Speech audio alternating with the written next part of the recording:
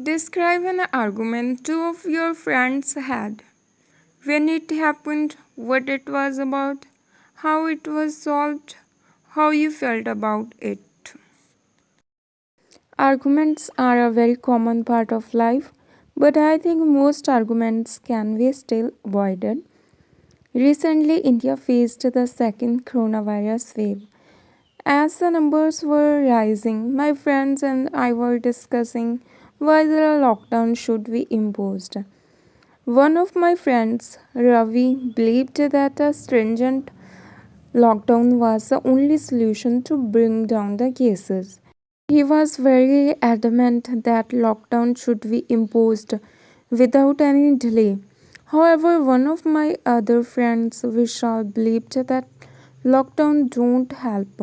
He said that lockdowns lead to huge loss to the economy and under no circumstances government should go for a lockdown or a curfew. At first, it started out in a very calm manner. We were all discussing the issue, but eventually, only they were the ones talking, and we just sit there listening. They both started with facts and counters. As the arguments continued, both of their voices went up. We told them to calm down, but at this point they were so engrossed that they did not listen. Eventually, they come down to personal attacks rather than talking about the needs of a lockdown. Actually, later we come to know that Ravi had lost his uncle due to coronavirus and he sincerely believed that he could have been saved if the government had announced a lockdown. Vishal was adamant because his family had suffered huge losses in the last lockdown. They had been both affected by the issue personally, and that's why they were so emotional about it. In the end, we told them that their discussion would not have any impact on the matter. So it was a mount point arguing about it. But on that day, I also thought that it would be a very difficult decision for government to take. The real end to the argument when the cases rose sharply and eventually the government was forced to impose a lockdown. Follow up questions. Do you think arguments are important?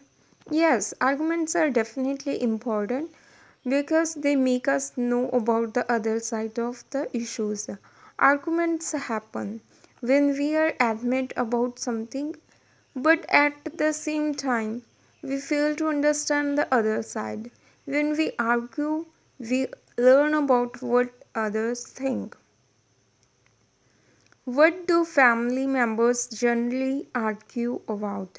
I think arguments happened over small issues like what should we meet for dinner or what movies should we watch, or to big issues like how children should be raised, how should money we spend, marriage decisions, and so on. In case there is family business, there may also be arguments on how the business should be run. In the end, family members can argue over anything and everything. Is it easier for you to have arguments with your friends or your family members? I think it's easier for me to have arguments with friends because after having the argument, I get the time and space to think about the issue. So, after thinking about it, I generally apologize if I think I am wrong, or I just apologize for arguing, even if I feel I am right. This ends the issue.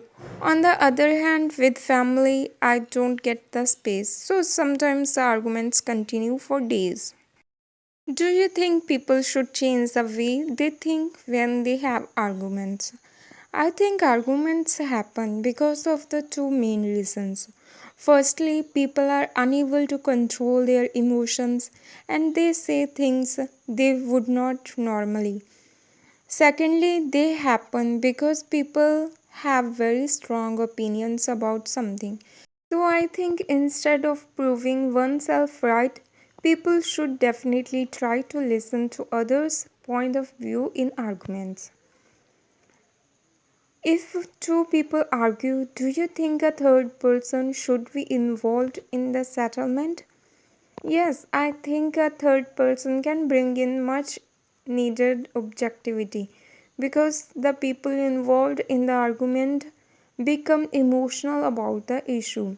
Sometimes a third person's involvement can bring a quick resolution, otherwise, arguments can go on for days. Why do you think people are stubborn and unwilling to change? I think people are egoistic and they feel that they will lose if they listen to the other person. Moreover, they come to believe or practice something because of their past experience, and that's why they are emotionally involved with the issue. Do you think you are stubborn? Yes, I think it's one of my big drawbacks. I have very strong opinions about certain things, and that's why I'm stubborn. However, I'm trying to change this part about me and listen more to others. Will you be willing to change? Yes, as I said before, I'm trying to change, but it is harder done than said. It would take time, but it is definitely possible.